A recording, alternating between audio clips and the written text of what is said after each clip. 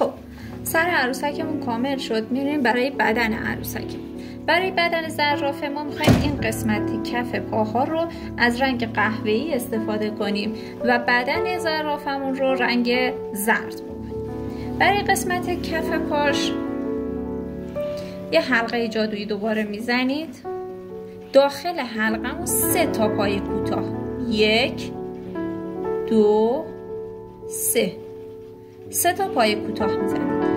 خب برای رج اول میریم داخل پایه اول، داخل حلقه اول. برای وصلش 2 تا پای کوتاه داخل هر کدوم از این حلقه ها میزنیم. 2 3 4 حلقه بعدی 5 6. نخ نشانمون رو وصل میکنیم.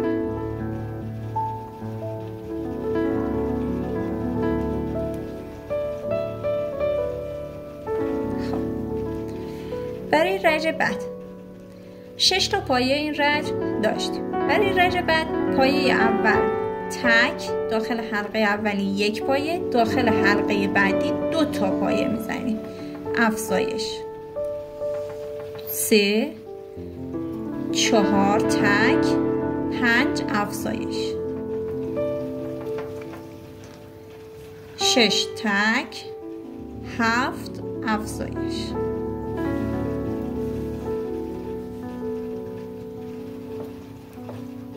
خب نخ نشانمون رو میاریم روی کار. خب 1 پایه تک، پایه دومم تک، یعنی 2 تا پایه تک و سومی افزایش.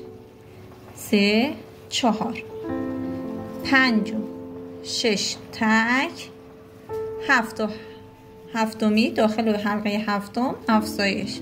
7 8 9 10 تک، 11 داخل حلقه 11 هم افزایش. 12 تا پایه داریم. خب 12 تا پایمون اینجا تموم شد. پای عروسکمون 1 زنجیر 1 پایه دیگه داخل حلقه بعدی میزنیم، میشه 13 تا پایه.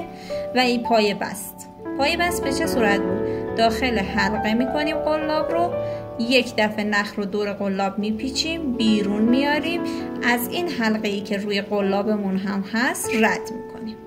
این میشه پایه بست. این پای ما به پایان رسید. خب 1 پای دیگه مثل همین میبافین تا 2 تا رو به هم وصل کنیم. من 1 پای دیگه بافتم، نخم رو قطع کردم و آماده کردم که کارمون جلو بیافته. خب حالا میخوایم 2 تا پا رو به هم وصل کنیم. از نخ زرد میخواستیم استفاده کنیم. خب نخ زردمون رو میخوایم به این پایمون وصل کنیم. چجوری وصل میکنیم؟ پای بستمون رو خارج میشیم. من پای بست زدم، شما برای این پای بست میزنی قطع میکنی، برای پای بعدی دیگه قطع نمیکنی نختو. خب داخل حلقه میکنی قلابتو، از نخ زرد استفاده میکنی. داخل حلقه که کردی نخ زردمون رو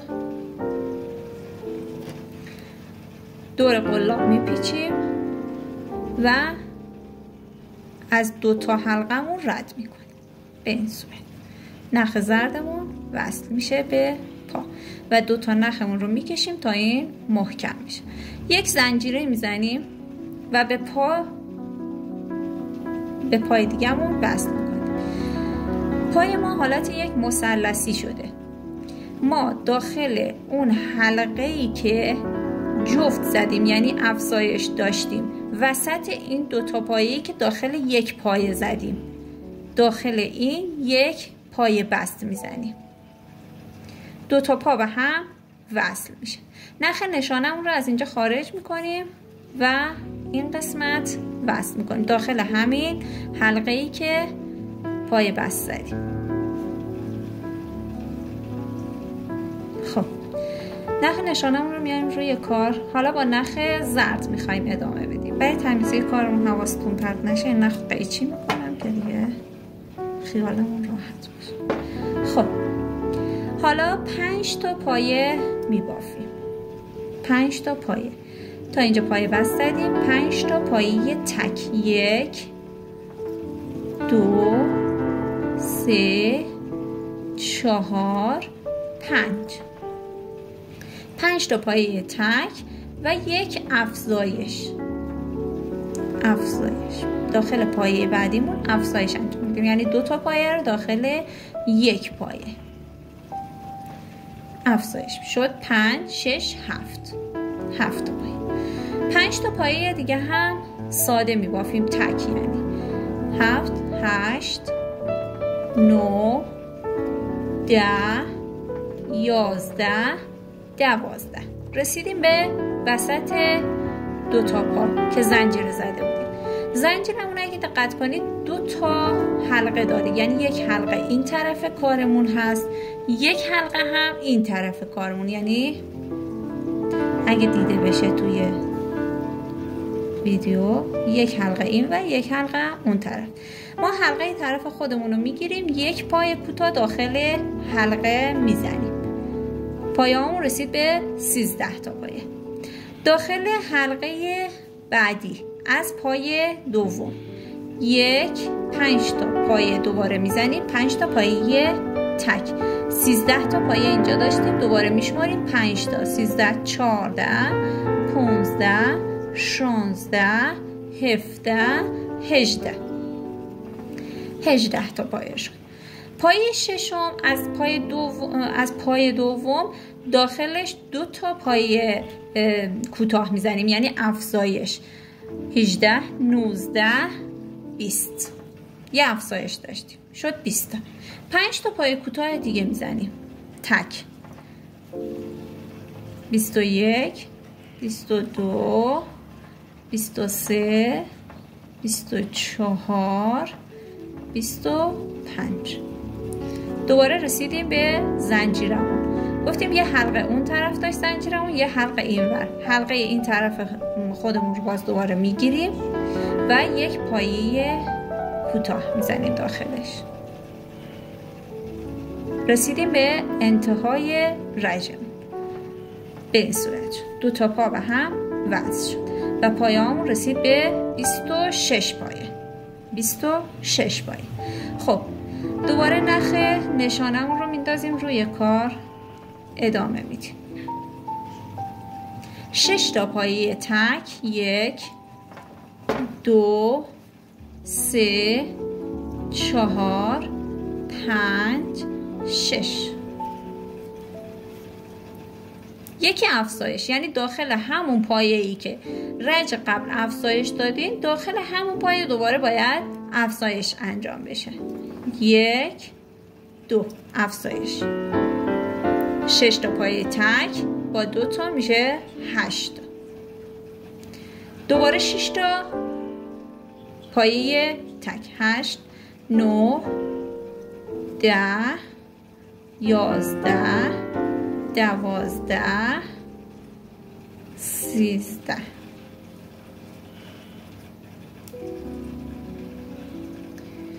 خب 8 تا با 5 تا میشه 13 تا. رسیدیم به زنجیره وسط که داشتیم. حالا دیگه شده پایه. خب 13 تا، یک پایه هم اینجا وسط داریم. 14 تا. 5 تا پایه از پایه بعدی. 14 15 16 17 18 19 20. پایه 21 باید افزایش انجام بدیم. 21 22، یعنی داخل حلقه 21 2 تا پایه میزنید که میشه 22 تا. 22 تا. 5 تا 6 تا پایه دیگه باید تک انجام بدیم. 23 24 25 26 27 و 28. 28. رج دوممون هم به پایان رسید. نخ نشانمون رو میندازیم روی کار. برای رج بعد هر رج ما این دو طرف کارمون افزایش داریم، یعنی دو طرف پاها افزایش داریم. 1 2 3 4 5 6 تا پایه میزنیم. 7 پایه بعدی افزایش. 1 2 افزایش.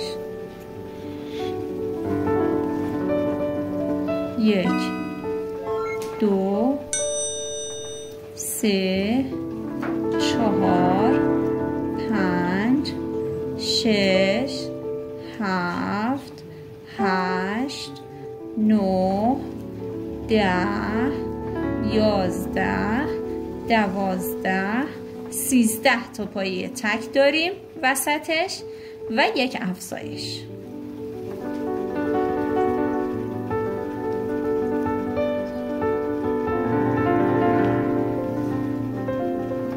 یک 2 3 4 5 6 و 7. نخ نشانه‌مون میندازیم روی کارمون. خب 3 رج از افزایش انجام دادیم.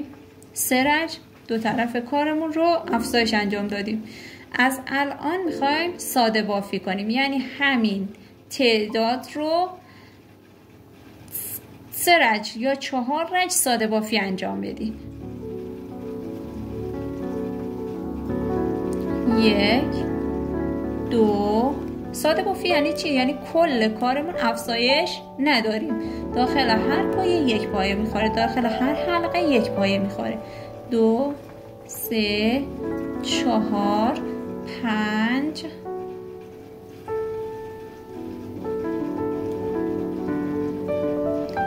6 7 8 9 10 11 12 13 14 15 16 17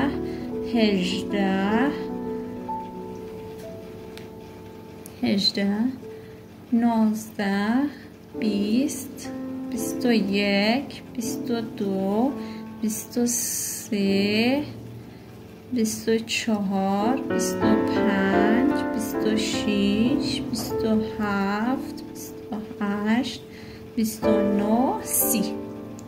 ما هر رج 30 تا پایه داریم. 30 تا پایه داریم که ساده بافی میکنیم. پس ما این کار رو 4 رج ادامه میدیم. 4 رج ساده بافی میکنیم. یک رج تمام شد. رج دوم 1 2 3 4 5 6 7 8 9 10 11 12 13 14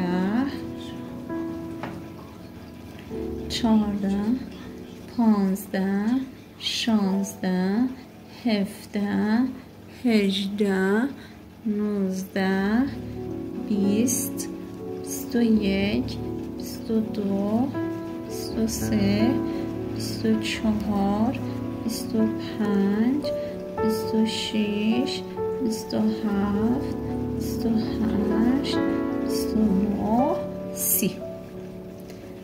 رج دومم به پایان رسید. دوباره نخ نشانمون رو میندازیم روی کار. 2 رج دیگه باید ساده بافی انجام بدیم.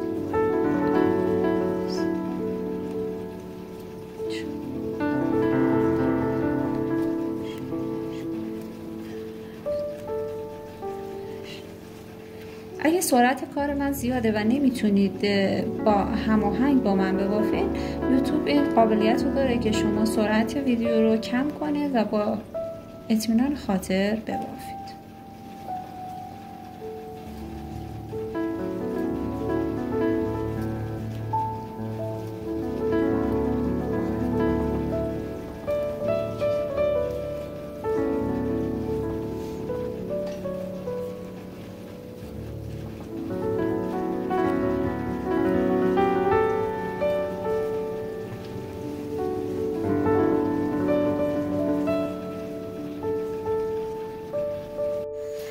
دوستای گلم اگه از کانال ما راضی هستید خوشحال میشم که ما رو دنبال کنید و زنگوله رو بزنید.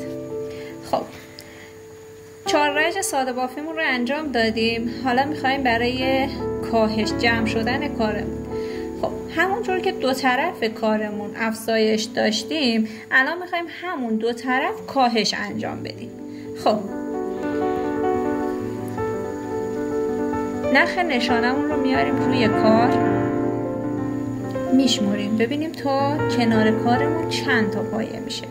1 2 3 4 5 6 تا پایه میزنیم و کاهش انجام میدیم. کاهش هم بهتون گفتم هر پایه ما 2 تا حلقه نخ روی کارش هست به حالت یک زنجیره. دقت ما برای کاهش یک حلقه روبروی خودمون رو از پایه اول و حلقه پشت کار رو از پایه دوم میگیریم و با همدیگه یک پایه میکنیم. این میشه یک کاهش. خب دوباره 1 2 3 4 5 6 7 8 9 10 11 12 و 13 تا پایه تک می بافیم و یک کاهش دیگه این طرف کارمون انجام میدیم. یه حلقه از جلو پایه اول، حلقه پشت از پایه دوم. 1 2 3 4 5 6 7. رسیدیم به سر رجم. خب پس شد چی؟ 13 تا پایه این طرف کار داریم، 13 تا پایه این طرف کار تک و دو طرف کارمون هم کاهش. خب نخمون رو میندازیم روی کار، دوباره ادامه میدیم. 1 2 3 4 5 و 6 تا پایه میزنیم، دوباره کاهش. یک پایه حلقه روبروی خودمون از پایه اول، حلقه پشت کار از پایه دوم و یک پایه کوتاه. 1 2 3 4 5 6 7 8 9 10 11 12 تا پایه می بافیم، یک پایه کم شد نسبت به رج قبل. 12 تا پایه می بافیم، یک کاهش. خب یک پایه تکمون 2 3 4 5 6، یعنی از هر طرف از کارمون یک پایه کم شد. رج پیش 13 تا پایه وسط دو تا پایه‌ای که کاهش داشتیم بود، این رج 12 تا. رج سوم نخ نشانمون رو آوردیم روی کار، ادامه. 1 2 3 4 و 5 تا پایه می بافیم، یک پایه کاهش انجام میدیم. خب 1 2 3 4 5 تا پایه دوباره میبافیم و یک کاهش این وسط کارمون هم انجام میدیم در رج سوم. دوباره 5 تا پایه، 1 2 3 4 و 5. دوباره کاهش، 5 تا پای تک، 1 2 3 4 پایه تک، ببخشید 4 تا پایه تک و 1 کاهش. خب حالا نخ نشانمون رو دوباره میندازیم روی کار. میخوایم کارمون رو الیاف بذاریم بعد ادامه بدیم، چون که هرچی میریم بالاتر دهانه بافتمون تنگتر میشه و کار سخت‌تر میشه.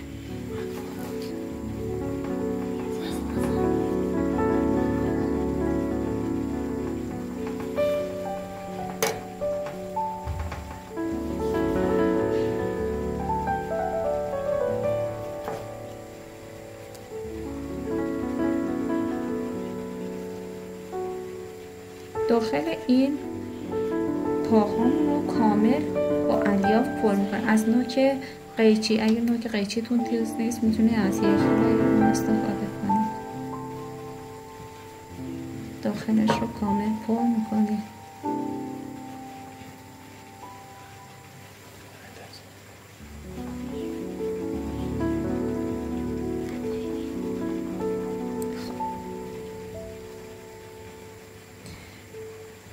قشنگ با انگشتتون این دو طرف کارتون رو پر از الیاف میکنید تا حالت بگیره.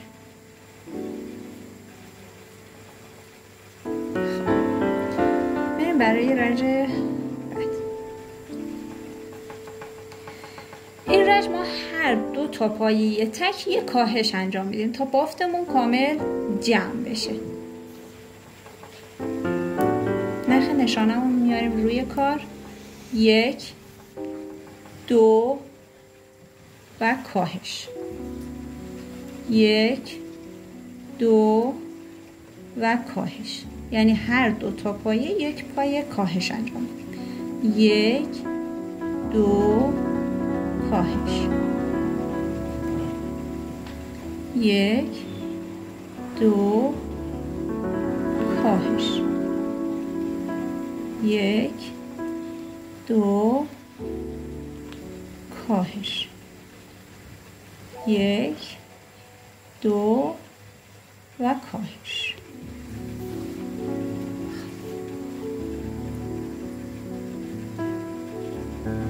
نخ نشانمون رو میاریم روی کار.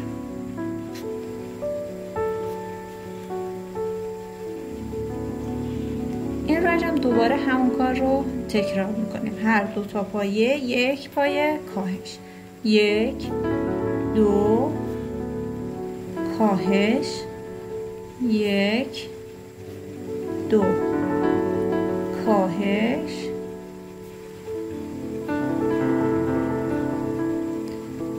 1 2 کاهش، 1 2 کاهش، 1 2. رنجمون به پایان میرسه، ولی شما میتونید یک پایه که بزنید رنجتون به پایان میرسه. خب پایه آخر یک پایه بست میزنید و نخ رو قطع. برای اینکه نختون محکم بشه من از اینجا از پشت کار قلاب رو داخل حلقه بعدی میکنید و نختون رو میکشید داخل کار. نخ نشانمون رو هم خارج میکنیم و کارمون رو با الیاف پر میکنیم.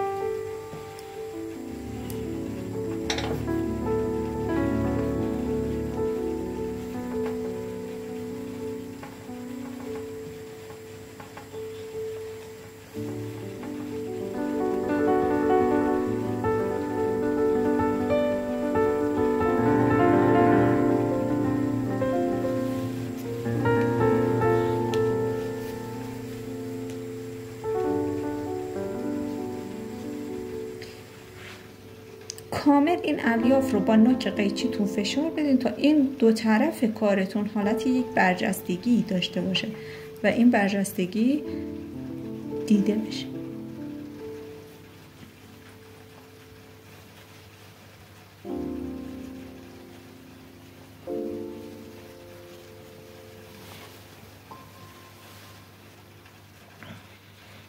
با دستتون حالت بدید کارتون.